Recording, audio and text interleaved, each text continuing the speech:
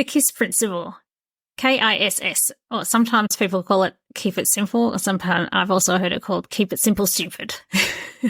Either way, are you making it easy or hard for people to do what you want them to do and be your client or do the thing?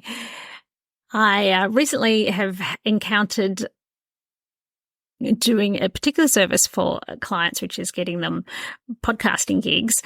And in the process, I have learnt about trying to keep things as simple as possible. So that's what I'm talking about today. Hello, I'm Olivia D'Souza. I'm a multi-passionate entrepreneur. I'm a content and podcast expert. I support visionary entrepreneurs and leaders passionate about living with purpose. Join me as we explore podcasting, life, business, and authenticity. Subscribe for meaningful conversations with a business buddy who gets what it's like. Welcome to Magnetic Pod. I'm stepping in the next little me. I'm here to be everything I can be. Like a snake, I'm shedding my skin to be.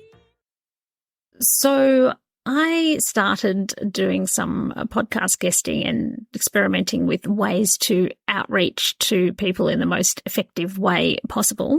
And then as I was talking to my clients about it, I ended up doing a beta program of doing it on behalf of them.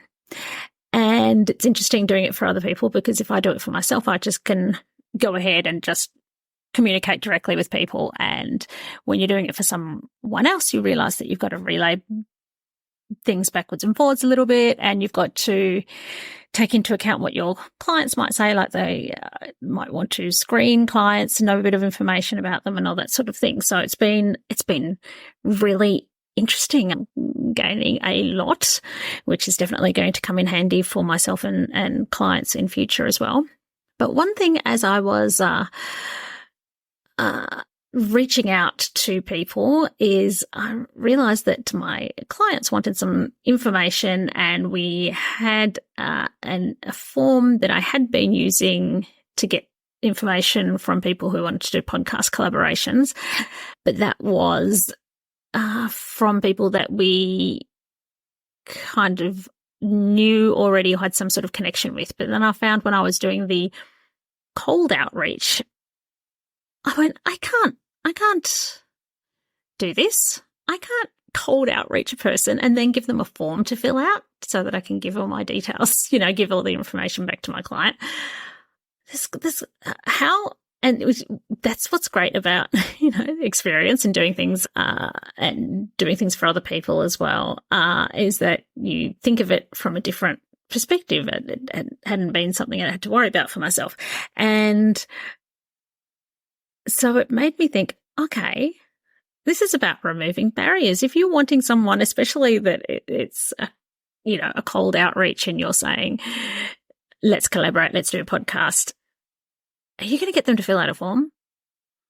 Well, you can, but you can dramatically decrease your success rate if you do. Are you going to put conditions on the dates or, this sort of thing? Well, you can, but the more hoops and hurdles you put in front of people, the more your drop-off rate of success is going to be. So it got me thinking, are there any other ways or any other hurdles? What are all the forms that you have in your business, and do you need them, and do you need as many questions to ask as there are? It's got me to think about my own forms and things, and I thought, can I rethink what's the bare minimum that I need to ask people to make this happen? The other thing I was doing, I saw, for example, a post somewhere where someone was looking for podcast guests, and my client fitted the bill. So I went, I'll just quickly, this is on my own time on a weekend, but I just thought, I'll just quickly fill in this form to apply on behalf of my client. And then I'm doing it, and the form is like, blah, blah, blah, blah, blah. And I did it, like I committed and went all the way through and filled it out. So I'm tempted to name the client that I was doing this for, but no, I won't. I just wanted to say, hey, you're welcome. But yeah, I just thought if that podcaster, for example, really wants some guests, yeah, they're just putting a little hurdle, and some will probably drop off because they'll go, oh yeah, I'll come back to that. Oh, I don't have time now. And then they'll lose the link or whatever. So that can apply. It just got me thinking how that can apply in all areas of your business. So what can you do to remove hurdles and obstacles from your potential clients or potential collaborators? For example, if it's in sales, and one of the hurdles might be fear. So can you do a guarantee? Like for these clients, I did that. For my podcast guesting clients, I've done a guarantee that I will work until I get them the gigs that I've promised. So they felt, I'm sure that's what made them feel confident to give it a go, because there was no risks. They're going to get the gigs. Can you give payment plans if financial outlay is an issue? Can you money back guarantees, or do you have simple wording that makes it clear for people to not have to go too far down a rabbit hole to figure out what it is you offer and how you can help them? So yeah, what is the problem you solve?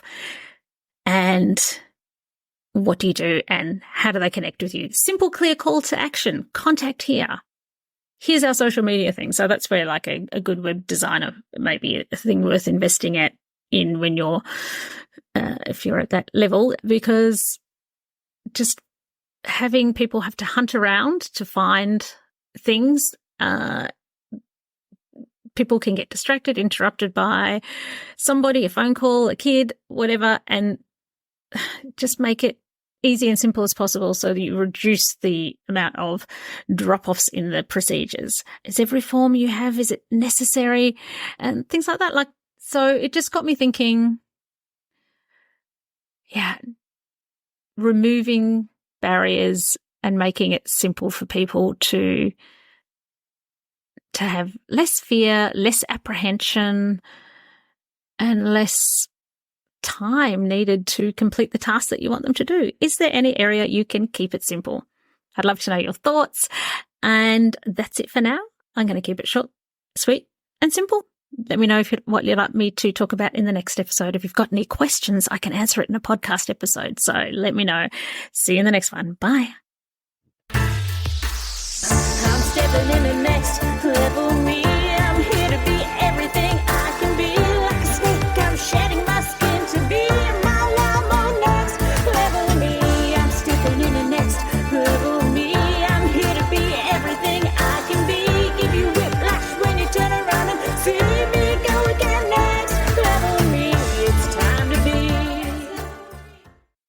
Hello, it's Livy here. Have you ever wondered about what the key elements are that make a podcast truly stand out? Or maybe you're thinking about starting your own special podcast and feel a bit overwhelmed and don't know where to start. Well, I have something for you. Introducing the Ultimate Podcast Checklist. Da, da, da, da. It's a step-by-step guide that covers everything from the initial brainstorming to advanced growth strategies. It's the perfect companion for both new and seasoned podcasters. And the best part, it's absolutely free. Da, da, da, da. To grab your copy, simply head to the show notes of this episode and you will find a direct link there, and then away you go. Remember, every podcast started with that initial spark and the right resource. So let the Ultimate Podcasting Checklist be yours.